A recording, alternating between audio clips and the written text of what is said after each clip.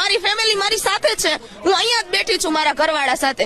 જે લોકોને જે કરવું હોય કરવાની છૂટ છે બધાને, બરોબર. જે લોકોને બોલાવે, મને પોલીસ વાળા જવાબ નથી આપતા.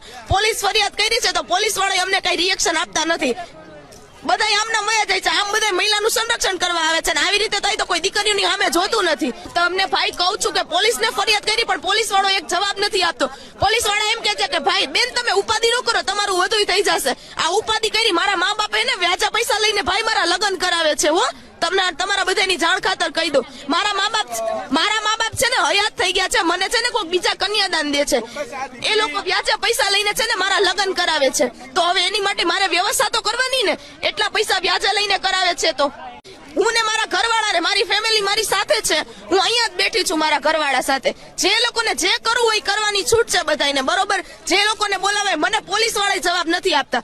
પોલીસ ફરિયાદ કરી છે તો પોલીસ વાળા અમને કઈ રિએક્શન આપતા નથી.